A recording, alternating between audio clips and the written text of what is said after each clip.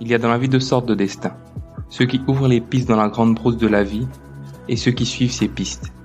Les premiers affrontent les obstacles inconnus.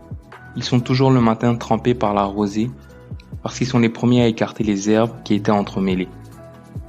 Les seconds suivent des pistes tracées, suivent des pistes banalisées, suivent des initiateurs, des maîtres. Ils ne connaissent pas la rosée matinale qui trempe, les obstacles qui défient, l'inconnu des nuits noires, l'inconnu des espaces infinis. Ce texte est tiré du livre En attendant le vote des bêtes sauvages d'Amadou Kourouma. Bonjour et bienvenue, je suis Joël Nandu et vous écoutez Les Pistes de la Vie, le podcast qui donne la parole à ceux qui ouvrent les pistes dans la grande brousse de la vie et à ceux qui suivent ces pistes. Dans ce podcast, je vais à la rencontre d'hommes et de femmes pour qu'ils me parlent d'eux, de leur histoire, de leur rôle dans la société, du sens qu'ils donnent à leur vie. Et ils partageront avec moi leur expérience pour que leur vie soit un témoignage pour ceux qui suivent. Aujourd'hui, dans Les Pistes de la Vie, je reçois Frida. Frida est une boîte à idées comme elle se définit elle-même. Organisatrice des ateliers parents et enfants à Abidjan, wedding planner, maman et financière dans une autre vie, Frida est une touche à tout et une femme passionnée et passionnante. Elle nous parlera aujourd'hui de sa relation particulière avec son fils, de sa volonté d'avoir un impact et de changer la Côte d'Ivoire. On parlera aussi de liberté, de sens artistique et d'engagement politique. Je vous souhaite une bonne écoute. Bonjour Frida. Bonjour. Bienvenue, je suis content de te recevoir et merci d'avoir accepté. Merci. Je commence toujours par la même question qui est tirée du texte d'Amadou Kourouma, c'est de savoir est-ce que tu fais partie de la catégorie de ceux qui ouvrent les pistes dans la grande brousse de la vie ou de ceux qui suivent ces pistes ouvertes de la vie? Alors, je commence par une grande question et un grand nom qui est Amadou Kourouma, que j'aime beaucoup. Alors, j'ai envie de te répondre les deux. J'aime bien être au devant pour les nouvelles idées, pour les nouveaux chemins à débroussailler. Donc, pour certaines choses, je pense que quand on aura le temps de parler de mon parcours, je pense l'avoir été à quelques moments que ce soit. Si ça n'existe pas, faut l'inventer. Et pour ceux qui existent déjà, de pouvoir me dire aussi qu'il faut toujours affiner parce qu'on n'est jamais au top de ce qu'on peut faire, même sur ce qui est déjà là, de pouvoir rajouter sa petite touche ou sa valeur ajoutée pour perfectionner ou pour améliorer ou voilà. Donc je suis les deux. Ok. Les deux. D'accord, mais prenons le cas de la Frida qui ouvre les pistes. Là, aujourd'hui, quelle piste tu penses avoir déjà ouverte? Alors, ce serait prétentieux de dire que j'ai ouvert une piste, mais je sais que pour ce qui n'existait pas déjà dans mon environnement, parce que quand on parle de piste, je pense que ça se limite à son environnement, c'est de me dire qu'il n'y avait pas d'activité hors scolaire qui était de pouvoir non seulement avoir une activité ludique, mais aussi éducative pour les enfants. Donc, à part l'école, il n'y avait pas un cadre pour les parents et pour les enfants en même temps pour qu'ils fassent une activité de façon complémentaire. Donc, c'est un petit peu moi ce dont je souffrais quand je suis rentrée en Côte d'Ivoire en me disant soit je l'accompagne faire un jeu, soit il m'accompagne faire mon activité. Et les deux ensemble, ça n'existait pas. Donc, c'était du quality time des deux côtés qui était toujours un peu bouffé pour moi ou pour lui. Et c'est comme ça que j'ai créé les ateliers parents et enfants de Frida qui aujourd'hui se décuplent en termes d'activité, de nombre de personnes, de catégories de personnes et tout ça. Donc après, si j'ai un chemin que je pense avoir ouvert, c'est celui-là. Ok, on va parler des ateliers de Frida un peu plus tard dans la discussion. Ok. La question justement qui va entraîner ça, c'est de savoir qui es-tu en fait. Alors, je suis Frida. Je suis une maman qui est ma meilleure casquette aujourd'hui. Mais de ce que je fais, parce que ce que je suis est différent de ce que je fais, je suis une personne dynamique, une personne jusqu'en boutiste. Je suis une personne qui n'aime pas perdre et qui aime bien pouvoir créer des choses qui n'existent pas ou pouvoir donner des idées à des autres. J'aime débattre, j'aime discuter, j'aime innover. Et comme tu le disais, je suis une boîte à idées, donc rajouter la petite magie ou les petites perles à la fin de quelque chose qui existe déjà, ça c'est moi. Donc pour moi, 24 heures, c'est pas suffisant. Ça c'est moi. Maintenant, qu'est-ce que je fais? Je suis financière de métier initialement. Ça fait 15 ans que je suis dans la finance. J'ai vécu, j'ai envie de dire, dans tous les continents, en Europe, aux États-Unis, en Asie.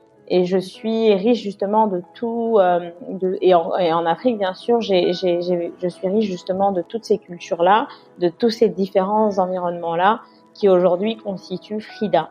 Donc ce que j'ai vu ailleurs qui n'existe pas, j'ai envie de le reproduire à notre modèle. Et ce qui est déjà ici, avec l'expérience d'ailleurs, je me dis comment je pourrais l'améliorer. Donc c'est un petit peu ça moi-même. Je suis mon propre challenge tous les jours. Je veux revenir sur le terme boîte à idées. C'est pourquoi tu te définis comme étant une boîte à idées. Je trouve ça assez marrant déjà que tu puisses toi-même te définir ainsi, d'accord? Mais pourquoi, qu'est-ce qui te fait dire ça? Et pourquoi tu laisses pas les autres le dire? Alors, c'est deux questions en même temps. Pourquoi?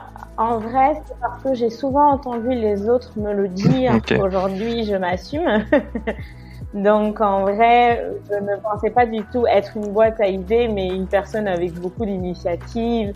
Et parce que j'ai toujours quelque chose à dire ou à rajouter sur une idée, sur un fait, sur une méthodologie, voilà. Je suis vraiment cette personne-là. Je suis celle qu'on appelle à chaque fois qu'on a besoin de quelque chose. Donc j'aurais pu me définir comme lobbyiste, mais c'est pas vraiment ça parce que je veux dire, je pourrais me présenter un projet que je te dirais mon avis en rajoutant des choses. Mais tu peux me demander par exemple où est-ce qu'on peut trouver à Abidjan des dinosaures ou des requins et je vais te dire écoute laisse-moi te rappeler dans 5 minutes et je vais m'activer à chercher. Donc je sais j'ai beaucoup de personnes autour de moi qui m'appellent pour me demander des choses que je ne sais pas initialement, mais juste parce qu'ils me l'ont demandé, je vais chercher et je vais même rajouter sur ce qu'ils cherchent d'autres choses qui pourraient les intéresser. Donc à ce moment-là, je deviens une boîte à idées. Dis-moi demain que par exemple, voilà, Frida, demain je veux faire un podcast, je vais te dire ah oui mais pourquoi tu rajouterais pas ça et si et ça, enfin voilà, une boîte à idées. Mais du coup, je reviens à ce que tu as dit. Tu m'as dit que tu étais financière. D'accord. À la base, je pense, de formation, quel est le lien justement entre être financière et être une boîte à idées? Et j'embraye directement sur la question qui vient après. Est-ce que tu es toujours financière? Du coup, est-ce que tu gardes ça? Est-ce que c'est vraiment un métier de passion? Ou est-ce qu'en fin de compte, tu es juste une boîte à idées et ça te convient parfaitement comme ça? Bah, c'est bien que tu me poses cette question comme ça parce que je suis tout ça en même temps et c'est peut-être ça qui fait l'effet boîte à idées. Parce que moi, avant de commencer ma carrière ou mes études de finance, je me suis toujours définie comme une artiste. Je faisais de la peinture, donc je peignais, je faisais de l'artisanat, je faisais des bijoux. J'étais très artiste en fait comme personne. Je suis très manuelle. J'aime tout ce qui touche à la chanson. Enfin, vraiment une artiste. Je me suis dit, et je suis bonne en maths. Je me suis dit, mais bonne en maths, artiste en même temps, qu'est-ce que je peux faire? Je vais être architecte. Malheureusement, on choisit pas toujours son métier parce qu'à cet âge-là, les parents comptent aussi. Ils m'ont dit non, peut-être pas architecte maintenant, fais quelque chose dans la finance et tout ça. Quand j'ai commencé ces études-là, je me suis dit ouais, mais je serais mieux en marketing peut-être parce que j'aime parler, j'aime pouvoir créer, par exemple, faire la promotion de produits. Enfin, j'aime tout ce système-là en fait, et ce n'est pas du tout la finance où il faut être très sérieux parce que je suis une personne assez enjouée en général. Donc, ça n'ira pas avec le métier complètement. Donc, j'ai toujours été les deux en même temps où finalement, quand on a fini de faire ses études et qu'on est pas mal, on se dit, bon, c'est ce qu'il nous faut. Alors qu'il me manquait toujours quelque chose, cette branche artistique que je ne pourrais pas mettre dans mes rapports de notation, ou que je ne pouvais pas mettre dans la finance, parce qu'en finance, 1 + 1 = 2 et personne ne me voit sourire sur mes rapports.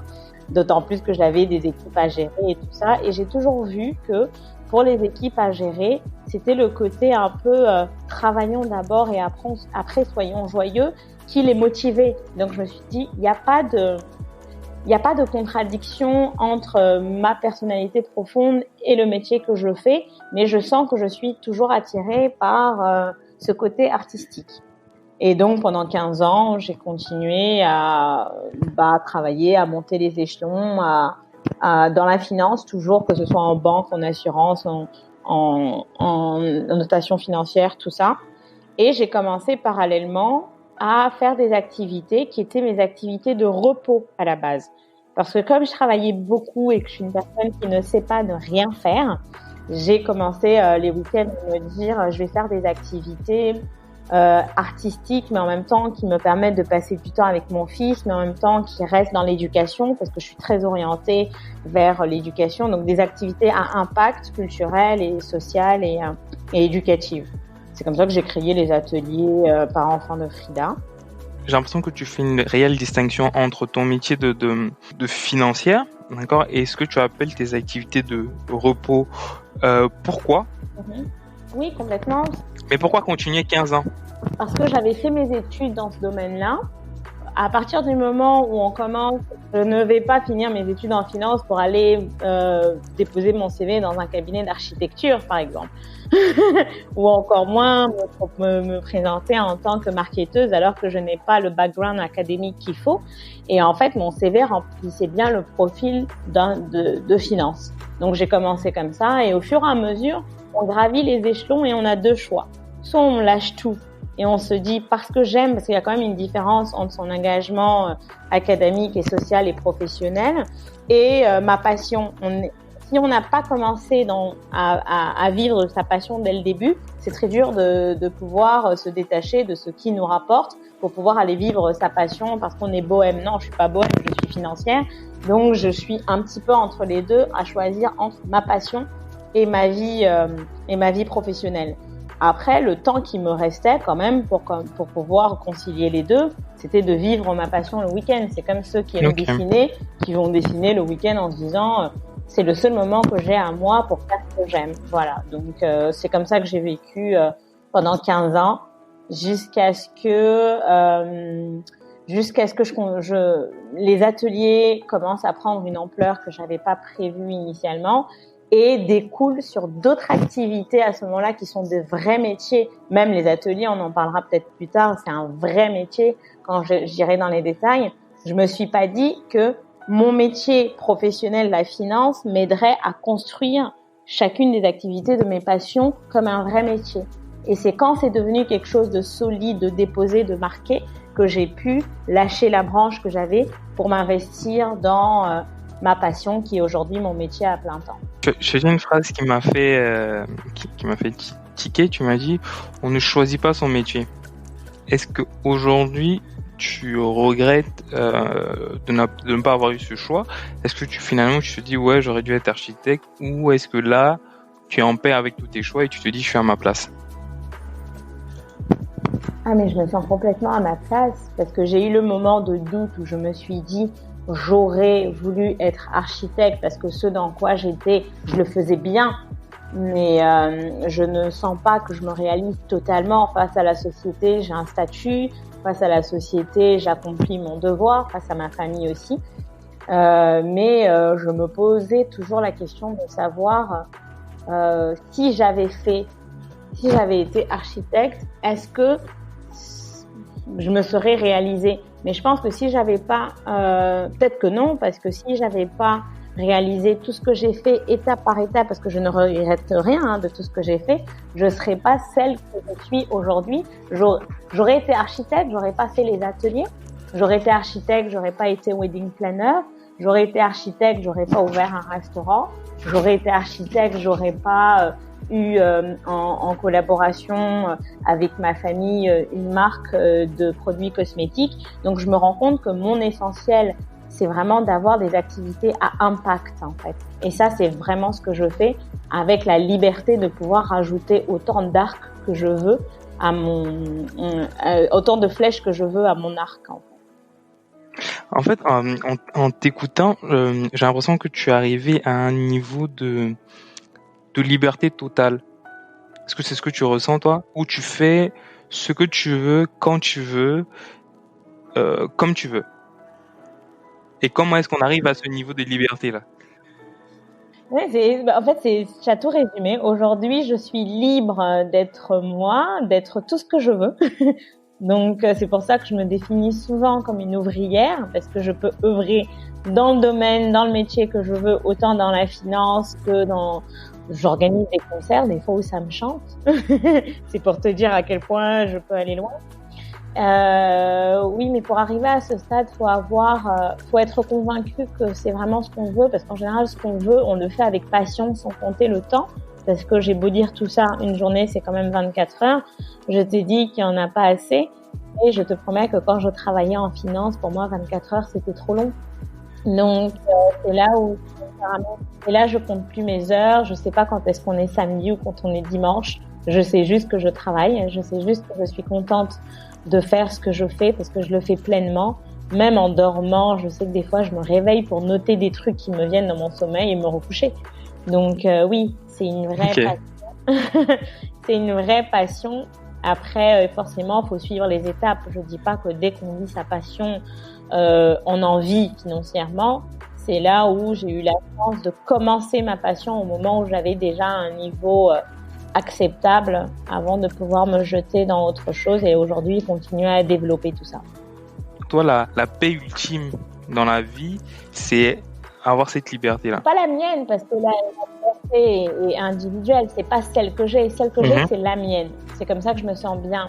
Mais, même quand j'étais en finance, par exemple, quelquefois, je me disais, mais qu'est-ce que je fais dans cette société? Ils sont pas drôles. Ils sont pas sympas. Je viens juste pour faire mon boulot, mais en vrai, j'aimerais bien être ailleurs. Okay.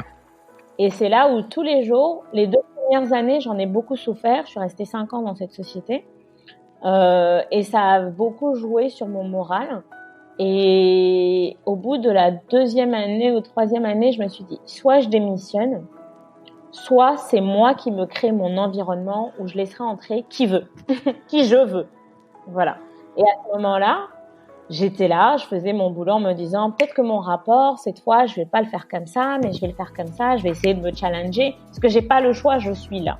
Si je n'essaie pas d'apprendre et que je me laisse aller par tout ce qui peut être environnement extérieur, je suis plus faible. Donc, si j'arrive à me rendre forte et à bien faire quelque chose dans lequel je ne suis pas forcément, c'est pas que j'aime pas, c'est que je suis pas au maximum de ma personne, imagine que je vais donner dans quelque chose que j'aime. Et c'est ce que j'ai fait pendant ces 3 années d'après où ça m'a forgé justement à pouvoir m'organiser, à utiliser tout ce que j'avais sur le moment aujourd'hui, que j'utilise toujours, même dans mes organisations, que tu dis liberté.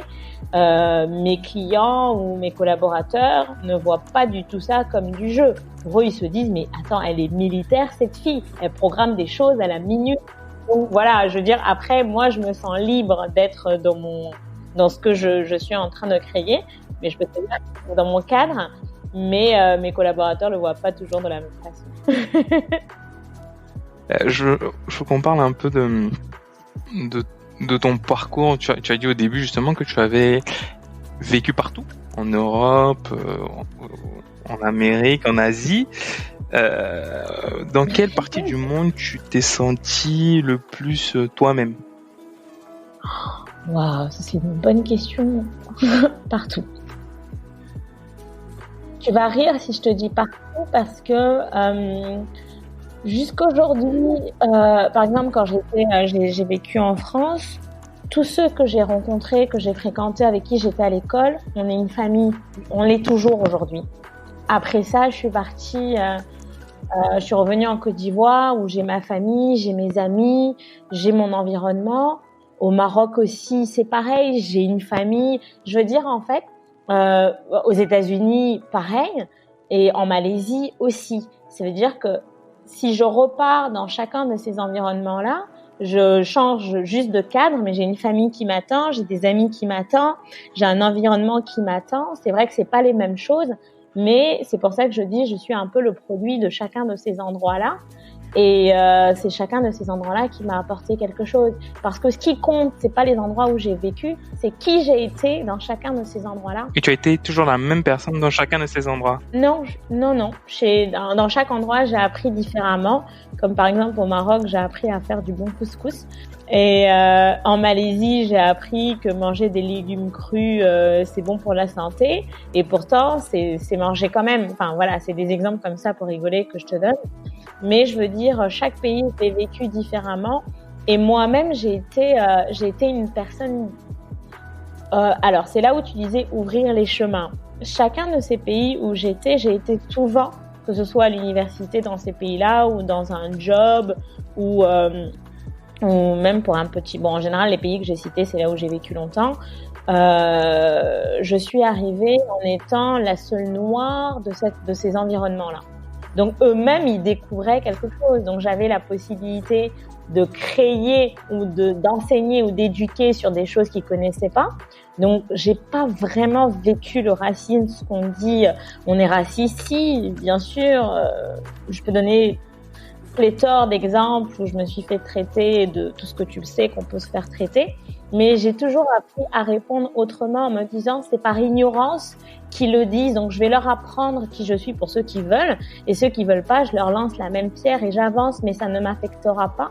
Donc même si aujourd'hui tu m'emmènes dans un pays X, j'aurai pas peur des gens que je vais y trouver, parce que s'ils me connaissent pas ou s'ils connaissent pas des gens comme moi, je vais leur apprendre, et moi je vais aussi prendre de ce que j'ai envie de prendre, voilà. Ok. Il y a un truc qui m'a marqué quand je faisais la recherche pour l'interview, c'est Kuala Lumpur. Pourquoi Kuala Lumpur? Pourquoi aller faire ses études à Kuala Lumpur? C'est une bonne question. Pourquoi aller aussi loin? Pourquoi pas? Je suis d'accord. Mais intuitivement comme ça, pour une Ivoirienne, non, mais en fait, je sais pas. Je sais pas si tu as vu beaucoup d'Ivoiriens là-bas, tu vois. Enfin, tu me diras, hein, mais. Mais en général, les Ivoiriens, à part les États-Unis, ils vont que dans des endroits francophones. Hein. En général, parce qu'ils sont plus habitués. On va dans des endroits où on est plus sécure, ça c'est vrai. Mais j'ai eu la chance d'avoir des parents diplomates, des parents avec qui j'ai beaucoup voyagé et qui ne nous ont jamais limités en termes de pays, où est-ce qu'on voulait aller. Voilà, ils nous ont jamais dit, je veux dire, ferme les yeux, pointe un pays du doigt. Si tu as envie d'y aller, vas-y. Si ça va pas, bah, tu regarderas. Tu connais le chemin de ta maison, en fait. Donc, en vrai, tu auras toujours la possibilité de rentrer. Mais ça donne une autre ouverture. Et aujourd'hui, c'est ce que j'essaie de faire ici, au travers des ateliers. Et pour ceux qui n'ont pas la chance de pouvoir aller découvrir ça ailleurs. Mais en termes de créativité, en termes de connaissance des autres ou d'acceptation de l'autre, découvrir autre chose, ça forge ta idée en fait. Donc, j'ai pas encore répondu à ta question. Pourquoi la Malaisie? Parce que au moment où je voulais y aller, ça n'a rien de très philosophique comme réponse. Au moment où je m'inscrivais pour mon MBA aux États-Unis, j'avais raté la rentrée que j'avais choisie. Et les seuls pays qui ont 3 rentrées par an, c'est l'Asie. Et donc, il fallait que je choisisse un pays d'Asie où je pouvais avoir une date d'entrée à l'université, enfin, pour mon MBA, sans perdre une année supplémentaire. Donc, j'ai regardé mon globe. Ma petite sœur avait été déjà avant moi, donc je me suis dit, why not, j'y vais. Sachant que j'avais un bébé, je me suis dit, bon, eux, ils sont un peu comme nous. Je saurais trouver une nounou, voilà, ça va être moins dur qu'aux États-Unis. Donc voilà, c'est rien de philosophique comme endroit, c'était plus pratique parce que c'était pratique. Okay. Tu as parlé de tes parents. Est-ce que justement tes parents ne sont pas comment dire ça, ne t'ont pas poussé justement à toujours chercher la liberté? Enfin, j'ai l'impression que ils ont ouvert tous les champs possibles. De ce que tu me dis, hein, tu m'as dit 2-3 phrases, mais comment je le vois, ils ont ouvert tous les champs possibles et ils t'ont dit fais ce que tu veux et ils sont en paix en tout cas avec tes choix et au pire des cas on te back up. Est-ce que ça n'explique pas aujourd'hui la vie que tu mènes, qui est une vie où tu fais ce que tu veux justement, où tu as cette liberté là de le faire? Alors, j'allais être d'accord avec toi, sauf que tu as rajouté la fin, sinon on te back up. Okay. Non, en fait, effectivement, ils m'ont donné cette ouverture en me disant fais ce que tu as à faire, fais ce que tu as envie de faire. Pas tout le temps, parce que je t'ai dit j'ai pas été architecte parce qu'on m'a orientée vers la finance. Mais je sais que ils m'ont toujours dit découvrir les pays, découvrir les gens, être patient, être attentif, faire sa propre expérience a toujours plus d'effet que de ne pas la faire. Donc en vrai, j'ai commencé avec eux, ils étaient diplomates, à les suivre parce que bon, j'étais mineure, mais j'ai continué parce que c'est ce qu'on m'a appris. Donc on parle beaucoup de l'éducation et c'est pour ça que je dis qu'on est souvent le produit de son environnement. Et la dernière partie que je te disais que tu avais rajoutée en disant si ça ne marche pas, ils me back up. Non, si ça ne marche pas, ils vont me consoler, mais ils vont pas me back up.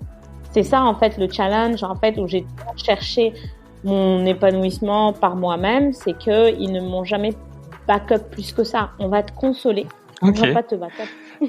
Je veux qu'on aborde en même temps le volet Frida la maman, pour en même temps embrayer sur les ateliers. J'ai l'impression, en tout cas, toujours dans la préparation que j'ai faite, que ta maternité est un point de départ pour toi. Parce que déjà, quand tu t'es définie, tu as dit que tu es maman. Et même la réflexion autour des ateliers parents-enfants découle d'une expérience que tu as vécue avec ton fils. Si j'ai bien compris. Donc, qu'est-ce que la maternité t'a apporté? Oh, mais genre, ce que je vais te dire, tu auras l'impression que toutes les mamans vont dire ça, mais je veux dire, je me suis découverte, mais une multitude de capacités que j'aurais jamais pu penser que je pourrais avoir, en fait. Et c'est tout nouveau. C'est te dire qu'il y a un petit être que tu as formé, qui s'est formé, en toi et que tu l'as créé toi-même, et qui dépend de toi. Donc, en fait, tu as en main la petite feuille blanche et c'est à toi de tracer les grandes lignes et de pouvoir après le laisser décupler ses forces. C'est une très très grande responsabilité, surtout quand je te dis que je sais que je suis le produit de ce que mon environnement et d'abord mes parents ont fait de moi à travers mon éducation, de ce que j'ai voyagé. Et donc pour moi, je me suis dit, mais ce petit-là, c'est une entreprise, c'est trop de responsabilités. Est-ce que, bon, moi je suis catholique, est-ce que Dieu sait ce qu'il a fait en me confiant cette chose? Donc pouvoir justement tout recommencer en me disant je vais lui donner le maximum, non seulement de ce que j'ai reçu en multipliant ce que j'ai reçu, en lui offrant ce que je n'ai pas, donc en lui donnant en plus ce que je n'ai pas, et de pouvoir faire un être qui sera indépendant, autonome, bien dans ses pompes et tout ça. Et c'est un travail de tous les jours. Ça veut dire comment lui parler, comment le faire vivre dans son environnement, parce que justement les ateliers, ça découle du fait que je me suis dit, c'est pas forcément dans l'environnement que je vois ici que j'ai envie qu'il grandisse uniquement. Et la seule façon pour pouvoir changer cet environnement, c'est de le changer moi-même et pas d'attendre que lui il ait conscience et qu'il fasse ce travail. J'ai envie, comme tout parent, j'ai envie de pouvoir, les parents qui se disent j'aimerais pouvoir laisser un héritage à mon enfance. Moi, c'est pas un héritage matériel, c'est un héritage intellectuel que j'ai envie de laisser à lui et à tous les autres enfants qui viennent aux environnements, en aidant un peu les parents qui peuvent ou qui n'ont pas eu cette idée-là, ou voilà. Donc c'est vraiment par lui que l'idée des ateliers est arrivée, pas philosophique aussi, parce que en vrai, les 2 premières années où je suis arrivée de Malaisie, je travaillais fort dans une entreprise ici. Et j'avais pas le temps pour mon fils. Donc après avoir vécu en Malaisie avec lui, ou eux chez les Asiatiques, c'est la famille d'abord, c'est les enfants d'abord. J'arrive où ici, j'ai même pas le temps de le voir, j'ai pas le temps de manger avec lui. Et pendant les 2 premières années, j'avais jamais été à son école, par exemple. Okay. Et un jour, j'y vais 2 ans après, et la directrice pense que je suis sa tante parce qu'elle me connaît pas. Et là, je me dis, celui pour qui je fais tout ça, on ne sait même pas qui je suis. Donc, je me suis prise une grosse claque. Et c'est comme ça que j'ai pris mes congés, que je me suis dit, allez, premier atelier. Explique-nous un peu les ateliers. Du coup, tu fais jouer les parents. Donc, il y a des parents ivoiriens qui viennent et qui dansent à des ateliers avec leurs enfants. C'est ce que tu es en train de me dire que tu fais? C'est un peu ça. C'est-à-dire que moi, je sais que mes parents, jamais je serais à une fête ou à une soirée où on allait danser en même temps, on allait faire une activité en même temps et tout ça, ça n'existait pas. Voilà. Et là, je me dis, en termes d'apprentissage, on apprend tellement mieux quand on voit son meilleur modèle faire ça. Donc, c'est vraiment apprendre en voyant faire son modèle. Et pour ces enfants, parce que les ateliers partent de 0 à 99 ans, si moi, je vois mes parents faire ça, c'est chouette parce que j'apprends avec eux et c'est pas un interdit. Et en même temps, le message éducatif pour les parents passe plus facilement parce que les enfants ont l'impression qu'ils sont en train de jouer. Donc, c'est pas que des ateliers de danse, hein. Je veux dire, si je te prends même l'atelier de danse, aussi simple que ça puisse être, c'est pas on vient, on met de la musique, on danse. Non, c'est pas ça. C'est on vient, on a de la musique de jeunes, on a de la musique des parents, on fait des battles parents contre enfants. Les parents nous apprennent leur phase d'avant, les enfants ils nous apprennent à dabber, à faire des dabs et à faire tout ce qu'ils apprennent aujourd'hui qu'on peut voir sur TikTok de très compliqué. Et à ce moment-là, les parents eux-mêmes redeviennent des enfants en disant je passe du temps avec mon enfant, je m'éclate avec mes contemporains parce qu'il y a quand même d'autres parents qui sont là. C'est du quality time parce qu'à ce moment-là, je peux en profiter pour apprendre à mon enfant qu'avant d'être comme je suis, j'ai été comme lui. Et donc, à ce moment-là, il y avait telle musique qu'on écoutait. Donc c'est transgénérationnel, mais ça tourne autour de la quality time, family, de la famille, du temps passé ensemble et surtout de l'éducation. Donc, on revient, même les contes d'histoire, les ateliers d'histoire, on revient un petit peu sur qui étaient les héros africains. Donc, je suis très orientée vers l'apprentissage, donc la culture de chez nous-mêmes. Et souvent, les parents n'ont pas le temps de dire, je vais me poser, je vais faire ça. Et donc, tout tourne autour de ça. Donc, à chaque atelier, on découvre un nouvel endroit où les parents pourront retourner. On fait une nouvelle activité, donc qui crée une ouverture aux enfants, peut-être de métiers qu'ils feront. Donc, on apprend un nouveau métier, on apprend une nouvelle activité avec un spécialiste. Je te dis que ça peut être par exemple la mécanique, un atelier mécanique. Les enfants vont apprendre qu'il y a des concessionnaires, voilà comment on fabrique une voiture. En même temps, les parents découvrent un concessionnaire avec les offres promotionnelles que ça peut, enfin voilà. En même temps, on fait la sécurité routière. En même temps, quelquefois, pour ceux que ça intéresse, j'ai des partenaires qui aiment bien pouvoir sponsoriser parce qu'il veut être vu par les parents, comme par exemple des sociétés de GPS sur les voitures qui veulent pouvoir présenter leurs produits aux parents. Et là, je te parle de entre 100 et 500 personnes par atelier. Ce qui m'intéresse dans les ateliers, c'est au-delà de permettre comme je dis, un quality time, quel est l'impact en fait que tu recherches à travers ces ateliers sur la société? Qu'est-ce que tu vas apporter en fait en les faisant? Alors déjà, c'est à plusieurs niveaux, comme je disais un petit peu. La première des choses, c'est l'impact en fait sur l'éducation des enfants. Donc j'aimerais bien, au-delà de ce qui est appris à l'école, qu'ils apprennent l'école de la vie. Okay.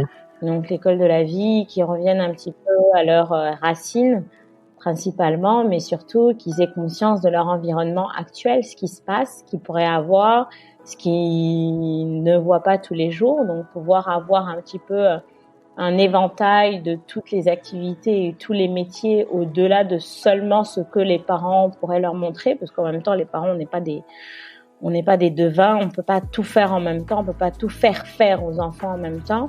Donc, pouvoir créer leur ouverture autrement. Il nous faut aussi pouvoir avoir, dans le partage des familles, donc savoir que les parents sont accessibles. C'est vrai qu'on est souvent occupé à trop travailler et qu'on n'a pas le temps. On part tôt à cause des embouteillages, on revient tard à cause des embouteillages. Quand on rentre, souvent, ils dorment déjà. Donc, savoir qu'à cette occasion-là, c'est l'occasion où on est ensemble pour s'éclater, rire et partager. Parce que c'est pas que les parents ne veulent pas, c'est qu'on n'a pas souvent le temps. Et le reste du temps qu'il y a, c'est le week-end. Ils n'ont pas forcément envie de réfléchir, les parents, à qu'est-ce que je peux leur faire à part aller manger au resto ou manger des glaces. Donc, leur donner des activités clés en main. Parce que demain, je voudrais pouvoir avoir une société d'enfants qui créent, donc qui transforment, des industries qui font de la programmation parce ils seront venus à un atelier et qu'on aurait commencé dans la programmation et que finalement ils aiment ça, donc ils puissent développer et que leurs parents sachent de quoi ils parlent. Parce que quelquefois, c'est parce que les parents n'ont pas été présents qu'ils ne savent pas déceler en fait les talents. Voilà. Donc c'est vraiment pouvoir créer cet écosystème où on se suffit. Je crois que tu m'as dit que tu étais très lié au continent, donc à Côte d'Ivoire et plus particulièrement au continent. Est-ce que tu peux me dire pourquoi est-ce que tu rentres à Abidjan? Pourquoi tu te réinstalles à Abidjan? Pourquoi tu restes pas à Kuala Lumpur, ou bien en France, ou bien je ne sais où? Pourquoi tu rentres? Et aussi, est-ce que ton retour est un acte politique? Ok. Alors, d'abord, je rentre parce que mon fils a 2 ans et qui parle anglais et mandarin. Okay. Et que je me dis, c'est quand même un bon Ivory, quoi. Ce serait bien qu'il parle français et un peu de nouchi. Et que si je le laisse dans un système, parce que les Asiatiques sont très speed dans leur système, si jamais un jour je suis appelée à rentrer, parce que dans ma tête il n'était pas question que je reste plus longtemps que ça à l'étranger, quitte à partir et revenir et changer d'endroit à chaque fois, s'il y a un endroit où je devais rester définitivement, ce serait bien la Côte d'Ivoire. Et donc je préfère qu'il commence l'école dans un système où il va être moins déséquilibré si jamais je dois changer après. Et parce que pour moi, dans ma tête, c'est la Malaisie ou l'étranger était un temps défini. Donc c'est pour ça qu'on rentre à ce moment-là, en fait. C'est juste parce que ça correspondait avec le moment où il devait commencer l'école sur une longue période. Voilà. Mais je me dis que c'est le moment pour moi d'apporter que le monde m'a apporté. C'est le moment de m'engager et d'apporter ma pierre à l'édifice ivoirienne. Comment tu apportes ta pierre à l'édifice au-delà des ateliers? C'est quoi tes autres activités et comment elles s'inscrivent dans cette volonté d'aider le continent? Alors, en rentrant, je rentre juste avec l'idée de vouloir apporter. Je rentre pas avec une grosse idée, une grosse opportunité et tout ça. Non, je rentre en me disant, peu importe ce que je vais faire, il faut que je m'engage dans quelque chose qui va avoir un impact. C'est comme ça que je continue à travailler dans la finance, mais en choisissant une société, en me disant, c'est une petite société, je peux apporter ma touche d'engagement que je veux pouvoir apporter. Et en même temps, on m'accuse souvent, au-delà d'être une boîte à idées, de faire trop de choses en même temps. Mais en fait, c'est vrai que je m'engage très vite dans tout ce que je sais qui peut apporter quelque chose. C'est-à-dire qu'aujourd'hui, si tu m'avais posé la question il y a 1 an, je t'aurais dit, je travaille dans une boîte de finance, je fais des ateliers, j'ai une marque avec ma famille de produits cosmétiques, je fais tout ça en même temps et ça me convient très bien. Aujourd'hui, je n'ai plus cet emploi dans la finance, même si je continue à faire du consulting pour quelques boîtes et tout ça. C'est principalement, mes activités principales sont les ateliers, l'organisation d'événements. C'est-à-dire que j'organise des salons aujourd'hui de la mode pour des particuliers ou des boîtes. J'organise des team building pour des entreprises qui découlent un petit peu des ateliers. J'organise des mariages, j'organise tout ce qui est event. J'organise des concerts. J'ai un petit restaurant aussi qui a un jardin bien-être pour ceux qui cherchent un espace en dehors de chez eux pour lire un livre et en même temps chiller tranquillement. C'est-à-dire que j'essaie de créer tout ce qui n'existe pas mais que j'aimerais bien avoir autour de moi. Je me sens même pas encore au bout du chemin. Je me dis j'ai encore de la place pour faire plein d'autres choses parce que j'ai commencé, j'ai pas l'impression que l'Afrique a changé, j'ai pas l'impression que la Côte d'Ivoire a encore changé. Il faut que les jeunes se bougent, qu'ils se réveillent, qu'ils se disent qu'ils peuvent faire. Et à ce moment-là, je sentirais que j'ai un impact et c'est bien ça le danger de mon engagement. Quand on veut avoir un impact, on est vraiment obligé d'attendre de voir cet impact-là avant de se dire j'ai fait quelque chose. Donc pour le moment, je suis encore sur le chemin. je suis contente de pouvoir parler quelquefois quand on me pose la question, parce que j'avoue que je suis plus dans l'action que dans le blabla. Et pour moi, c'est important de faire les choses, parce on est un meilleur exemple quand on fait et que les autres nous voient faire. Et ça nous forge nous-mêmes à mieux ressentir l'impact que ça peut avoir, ou les conséquences, ou ce que ça demande comme effort. Et à ce moment-là, on ne demandera pas à une autre personne de faire à notre place quand on sait qu'on peut pas le faire. Je te donne un exemple tout bête. Moi, j'observe beaucoup tout ce qui est autour de moi et tout ça. Un jour, mon fils, il me monte dans ma voiture et il me dit « Oh maman, j'aime pas ta voiture. J'aime plus ta voiture. On est trop monté dans ta voiture. Change de voiture. » Je me dis « Mais tu te la pètes, toi, en fait. C'est parce que tous les jours, tu montes dans une voiture climatisée que tu exiges d'en avoir une autre. Ok, demain, on va changer le temps de la journée. On va prendre le bus. Toute la journée, tout ce qu'on va faire, on va prendre le bus. » Même moi, j'avais jamais pris le bus, donc je me challenge moi-même. Et toute la journée, on a pris toutes sortes de bus qu'on pouvait imaginer pour aller d'un quartier à un autre. Les bus désarticulés, les bus où il faut se coincer, les bus où il faut courir pour être sûr d'être le nombre, les bus où les stations sont à 2 kilomètres, donc il faut marcher longtemps. Quand on est rentré, on était tous les deux malades, c'est vrai, parce qu'on a beaucoup marché sous le soleil. Mais je peux te dire que non seulement moi, personnellement, j'ai appris que ceux qui vont au travail en bus ou à l'école en bus, ils arrivent déjà fatigués. Donc, ils ont une capacité d'écoute différente, en fait, parce qu'ils arrivent déjà fatigués. C'est un chemin du combattant. Et en même temps, mon fils a appris qu'il y a pire que la voiture de maman que je vois tous les jours. Il n'a plus jamais critiqué ma voiture. Ça fait 10 ans que je l'ai, il m'en a plus parlé. Donc... Tu as dit que tu voulais avoir un impact, tu voulais que la Côte d'Ivoire change. Pour toi, le changement ultime, ce serait quoi? À quel moment tu te dirais, ouais, là, mon impact, il est bon? Alors, tout à l'heure, j'ai pas répondu à ta question. C'est bien que tu t'en sois pas rendu compte sur est-ce que je suis rentrée pour la politique. Moi, tu n'as pas répondu sciemment ou... Moi, pour moi, on est encore trop. J'ai pas répondu sciemment. Ouais. J'ai pas répondu sciemment parce que j'attendais le bon moment pour pouvoir remettre ça, et ta question est tout à fait convenable. En fait, pour moi, on est encore de la Côte d'Ivoire, je parle de plusieurs pays africains, on est encore trop politisé en fait. Et pour moi, avoir un impact, ce serait que la tendance change, que ce qui est de l'impact soit les industries créatives, que ce soit les Africains par eux-mêmes, que ce soit la masse qui décide, mais pas la politique est un métier. La politique ne peut pas diriger un pays en développement. Ok. Ça doit être parallèlement à tout ce qu'on peut avoir comme autre impact. Je veux dire qu'aujourd'hui, on puisse exister par nous-mêmes, être autonome, créer nos industries, développer nos compétences éducatives dans le milieu de la santé. Enfin, tout ce qui est aujourd'hui défendu dans une feuille de route d'un État, ce serait bien que ce soit des choses qui soient pensées, étudiées, au lieu que les choses soient faites par suivisme pour un tel ou un tel parti politique, ce qui est aujourd'hui le cas. Et c'est dommage que la jeunesse pense que la réussite vient par le bon choix d'un parti politique, parce que ça n'a rien de pérenne. Ok, donc tu penses que on peut arriver à un changement hors champ politique?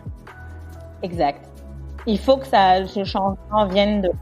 Pour moi, il faut que le changement vienne de quelque chose hors politique. Et ce sera un développement plus durable. Ça sera pas qu'un développement, ça sera une construction plus solide et plus durable. Après, parallèlement, qui est la politique, ça ne changera rien. Mais tant qu'on sera dépendant de partis politiques ou de personnes, on n'avancera pas. Est-ce que tu as un engagement politique du coup? Ou est-ce que après politique, je vois pas forcément avec la définition qui est celle de militer dans un parti politique. Ça va être est-ce que tu as des causes, des combats qui se réfèrent à des actions politiques? Oui, forcément, oui, même pas politique. C'est là où encore pour moi, mon essentiel, c'est l'impact, c'est le social, c'est le développement industriel. Donc ça reste encore très privé et non politique. Mais l'entendement qu'on a aujourd'hui de la politique, justement, c'est des personnes et c'est pas aussi ouvert qu'on aimerait avoir. Je veux dire, quand la politique sera aussi libérale et qu'on aura choisi un parti parce qu'on comprend son programme, parce qu'on adopte tous ces principes, à ce moment-là, la politique devient une bonne chose. Alors que pour le moment, c'est pas encore le cas. Ok, d'accord. Voilà qui est clair. Je veux qu'on revienne à quelque chose dont tu as parlé au début et dont on avait parlé quand on s'est appelé, la Frida artiste. Est-ce que ça m'intéresse beaucoup. Est-ce que tu es une artiste? Et si tu me dis non, je suis pas une artiste, c'est quoi une artiste pour toi et pourquoi tu ne l'es pas alors? Alors, non, je ne suis pas une artiste. J'ai une âme artistique, mais je ne suis pas une artiste parce que je ne sais rien faire d'artistique. Ok, je veux que tu reviennes sur cette distinction-là que tu as faite entre artiste et âme artistique. C'est quoi la différence? Pourquoi tu fais cette différence? Alors, être artiste, en fait, c'est... oh là là, là, tu me poses une colle. Et je reviens sur le fait que j'entends l'art, je vois l'art, je sais l'apprécier, je sais donner une échelle de valeur, enfin mon appréciation, mais je ne saurais pas faire ce que l'artiste fait. Aujourd'hui, si tu me demandes de faire une toile, je sais qu'il faut de la peinture, je sais tout ça. Et d'ailleurs, si je te montrais la toile que j'avais en face de moi, tu rirais bien parce que c'est les bonhommes comme on faisait quand on était à la maternelle, une grosse tête en rond, un tronc avec un trait et les deux, enfin voilà. Donc, si tu me demandes de faire une toile, je vais mettre beaucoup de couleurs, mais je ne saurais pas donner un sens à cette toile.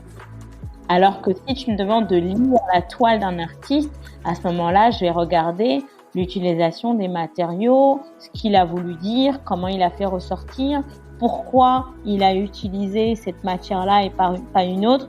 Voilà, donc j'ai envie de dire, je suis critique d'artiste et j'entends l'art, mais je ne sais pas faire l'art.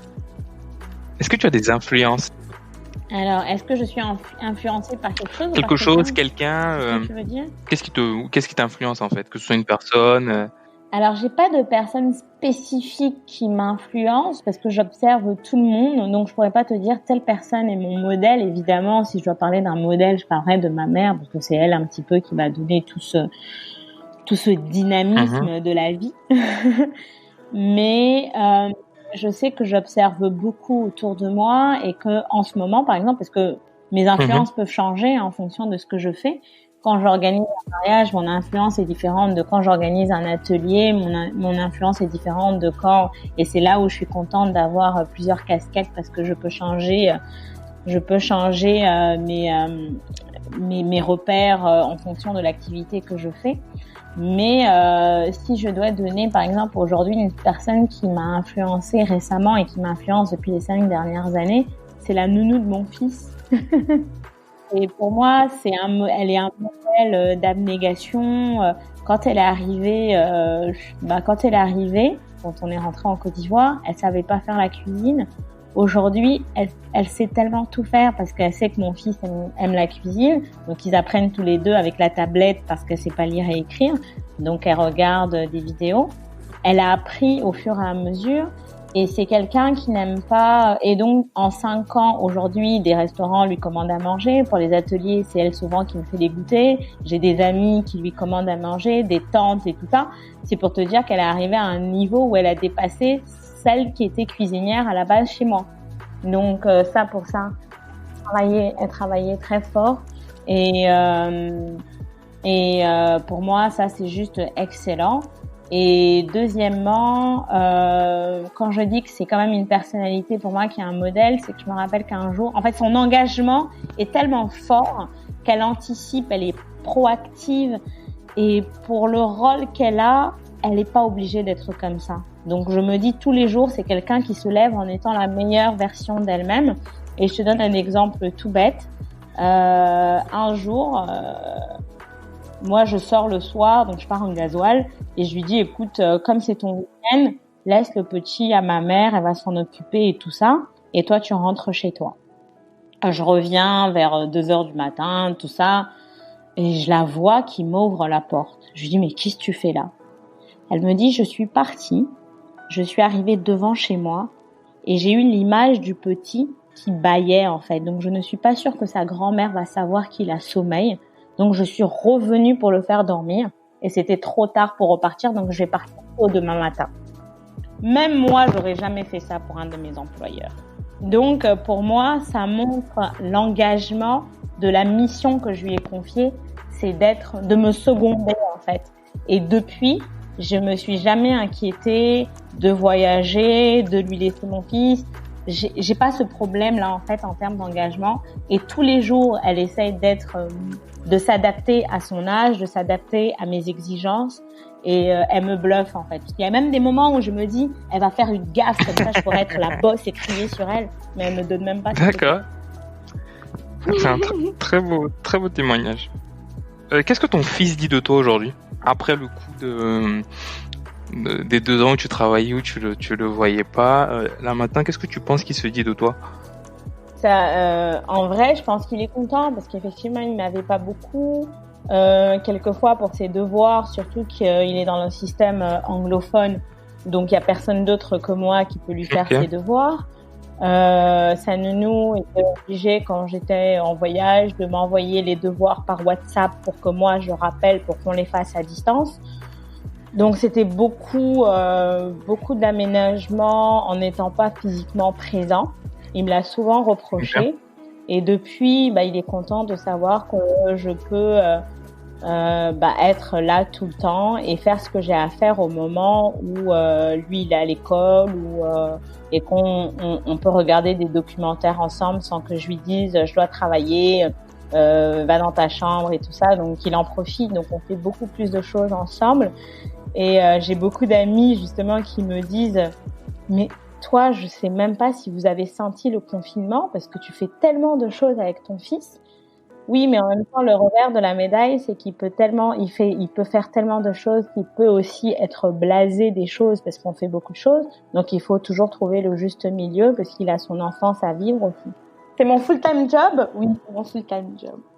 Est-ce que tu as une mission sur Terre? Si oui, laquelle?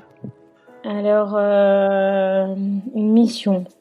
Moi, je sais pas, être la meilleure maman du monde pour Sacha. J'aimerais bien en même temps être la meilleure maman du monde pour 3 autres enfants. Donc, ok, d'accord. Donc... Est-ce que c'est une question que tu te poses en fait?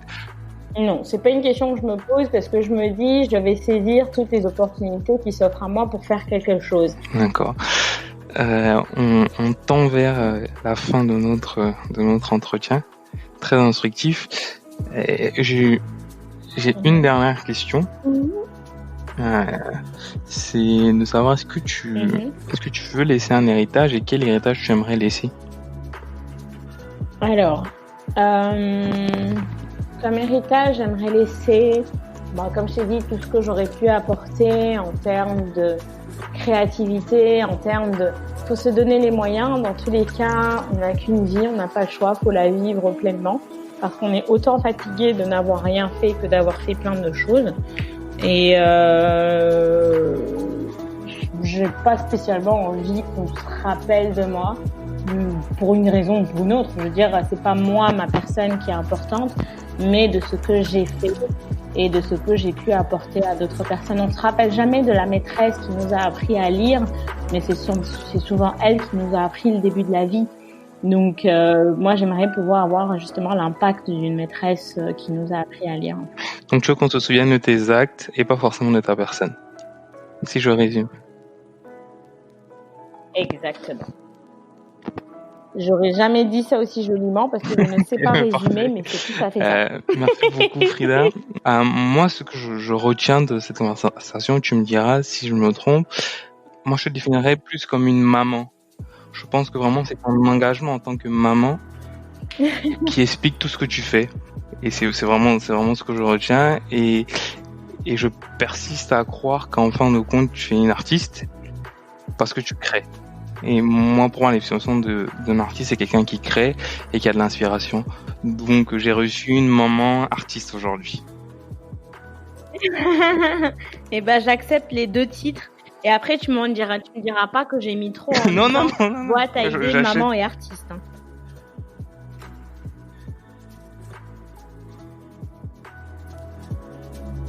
Merci d'avoir écouté ce nouveau numéro des Pistes de la vie. J'espère qu'il vous a plu. Vous pouvez retrouver toute notre actualité sur notre page Instagram, les Pistes de la vie. Et nous laisser des étoiles sur Apple Podcast. 5 de préférence, ce serait top. Et aussi des commentaires. Et si vous aimez les podcasts et l'Afrique, vous pouvez également écouter Djily Podcast. Un podcast qui raconte les événements politiques, historiques, sociaux et culturels qui ont jalonné l'histoire de l'Afrique et de la Côte d'Ivoire en particulier. Vous pouvez retrouver tous les épisodes sur toutes les plateformes et nous suivre sur notre page Instagram, Djily Podcast. Merci et à bientôt. Alors, c'était Frida pour les pistes de la vie et je vous laisse avec Chandelier.